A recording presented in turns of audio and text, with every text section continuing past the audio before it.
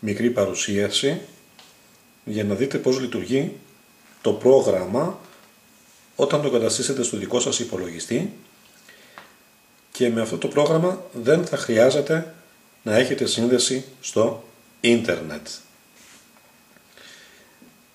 Εμείς έχουμε ήδη εγκαταστήσει το πρόγραμμα. Θα σας κάνω μια παρουσίαση για τα γερμανικά. Όταν έχετε κάνει παρουσίαση θα βγάλει στην οθόνη του υπολογιστή σας αυτό εδώ το εικονίδιο. Αν είναι γερμανικά, ας πούμε, θα λέει Denk Deutsch. Αν είναι αγγλικά θα λέει Think English. Πατώντας διπλό κλικ πάνω στο Denk Deutsch θα ενεργοποιηθεί το πρόγραμμα.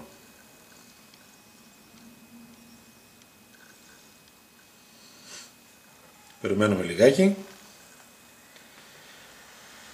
Εάν πατήσουμε δεξιά ή αριστερά του εξώφυλλου δεν ενεργοποιεί το πρόγραμμα. Θα πρέπει να κλικάρουμε πάνω στο εξώφυλλο και μετά εδώ επάνω αριστερά μας δείχνει τα περιεχόμενα. Πατώντας τα περιεχόμενα λοιπόν θα μας βγάλει τη λίστα με τα κεφάλαια. Εάν εμείς παραδείγματος χάρη θα θέλαμε να δούμε τον απλό μέλλοντα, που είναι το 14, κεφάλαιο 14, πατάμε στον απλό μέλλοντα και το πρόγραμμα θα μας πάει κατευθείαν εκεί που είναι η θεωρία του απλού μέλλοντα.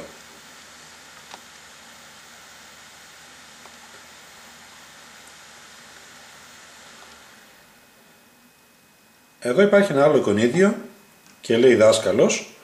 Αν πατήσουν πάνω στο δάσκαλος θα ενεργοποιηθεί το πρόγραμμα. Βλέπουμε εδώ την μπάρα. Η μπάρα γέμισε και θα βγει τώρα ο δάσκαλος να κάνει στον πίνακα τη θεωρία του απλού μέλλοντα.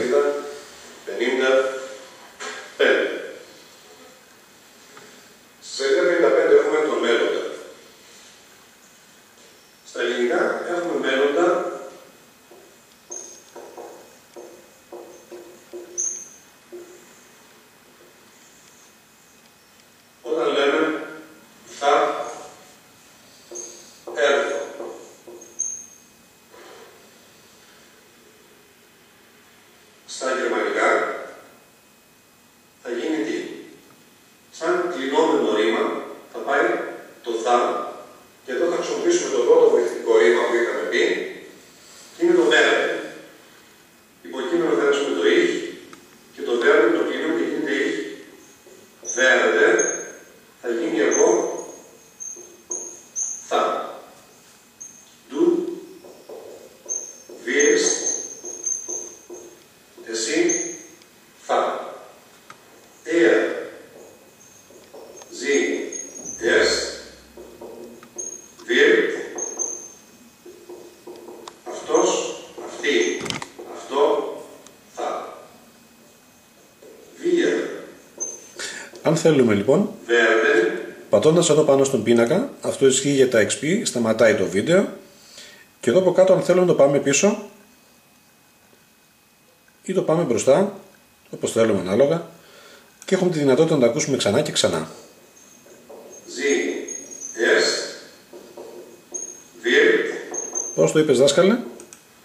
Er. Πώς? Εσύ θα. Er. Sie, es.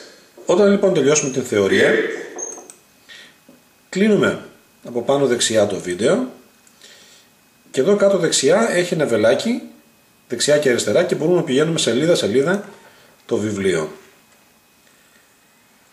Κάνουμε λοιπόν τη θεωρία, ό,τι ακριβώς θα μας έκανε και ο δάσκαλος στο κέντρο ξενών γλωσσών, και μετά πάμε να κάνουμε ασκήσεις γραπτές.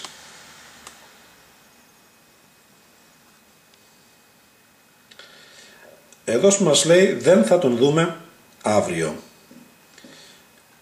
Πατώντας εδώ στην άσπρη γραμμή μπορούμε να γράψουμε εμείς την πρόταση που πρέπει να μεταφράσουμε. Τη γράφω εγώ.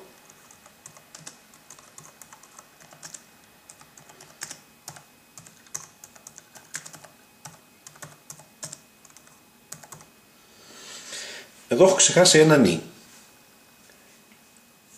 Εάν πατήσουμε το Enter, μας δείχνει ότι η πρότασή μας ήταν λάθος. Πατώντας το Enter ξαναφεύγει αυτό και προσπαθούμε μετά να βρούμε πού είναι ακριβώς το λάθος που είχαμε κάνει. Αν δεν μπορούμε να το βρούμε, πηγαίνουμε εδώ στο εικονίδιο με το λαμπτήρα, πατάμε και εμφανίζεται η λύση στα γερμανικά. Και από ό,τι βλέπετε έχω βάλει μετά από κάθε λέξη και έναν αριθμό. Εάν θα πάτε στην σελίδα του βιβλίου που έχει τις λύσεις, υπάρχει ένας πίνακας και μας εξηγεί κάθε αριθμός τι συντακτικός όρος είναι η κάθε λέξη. Δηλαδή το βία σημαίνει 1, το 1 σημαίνει ότι είναι υποκείμενο. Το werden, το 2 σημαίνει ότι είναι κλεινόμενο ρήμα. Την κάθε πρόταση λοιπόν έχουμε τη δυνατότητα να την ακούσουμε πατώντας εδώ αυτό το πλήκτρο.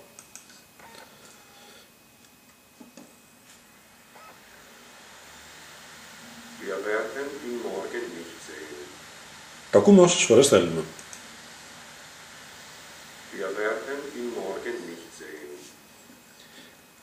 Όταν κάνουμε τις ασκήσεις τις γραπτές, που θα μας βοηθήσουν να καταλάβουμε και τη θεωρία καλύτερα, αυτή που μας είχε εξηγήσει ο δάσκαλος, μπορούμε να πάμε εδώ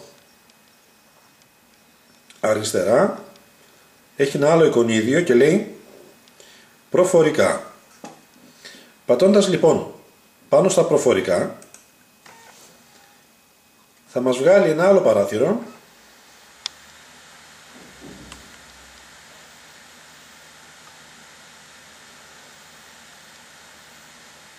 και αν πάμε εκεί που λέει ερώτηση, θα ακούσουμε τον δάσκαλο να μας κάνει μία ερώτηση. Αυτό είναι για τις προφορικές ασκήσεις.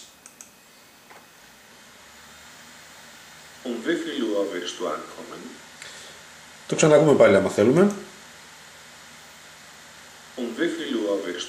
Και εδώ λοιπόν έχουμε τη δυνατότητα να τα ακούμε όσες φορές θέλουμε. Εάν δεν καταλαβαίνουμε, ρωτάμε τον δάσκαλο τι μας ρώτησες. Για να δούμε λοιπόν τι μας ρώτησε, πατάμε την μετάφραση. Άρα μας ρώτησε τι ώρα θα φτάσεις. Εμείς μετά οφείλουμε να απαντήσουμε και η απάντηση είναι η προτινόμενη απάντηση που λέει εδώ. Πατώντας εδώ εμφανίζεται αυτό που πρέπει να μεταφράσουμε στα γερμανικά. Δεν ξέρω, θα σε ενημερώσω όμως εγκαίρως. Όταν αυτό το πούμε στα γερμανικά, ρωτάμε αν είναι σωστά. Για να δούμε αν ήταν σωστή η πρότασή μας, πατάμε την λύση και μας παρουσιάζεται το σωστό. Και για να δούμε αν το είπαμε και με σωστή προφορά, πατάμε εδώ που λέμε άκουσέ με και ακούμε την πρόταση.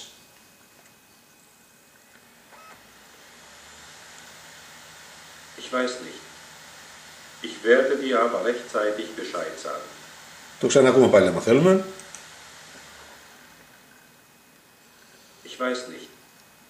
Ich werde dir aber rechtzeitig Bescheid sagen. Από ό,τι βλέπετε μπορούμε να ακούσουμε κάθε πρόταση και κάθε λέξη που θα συναντάμε στα παραδείγματα. Ξεκινάμε από τα πολύ απλά μέχρι τα πιο σύνθετα γραμματικά φαινόμενα με αυτόν τον τρόπο. Έχουμε λοιπόν και θεωρία και γραπτή έκφραση αλλά και ασκήσεις προφορικής έκφρασης. Αν θέλετε μπορείτε να παρακολουθήσετε τα πρώτα μαθήματα της κάθε γλώσσας. Θα τα διαμορφώσουμε έτσι επειδή είναι και πολύ απλά, ώστε να μην χρειάζεται βιβλίο, για να δείτε από την αρχή πώς προχωράμε με την γλώσσα. Ευχαριστώ πολύ.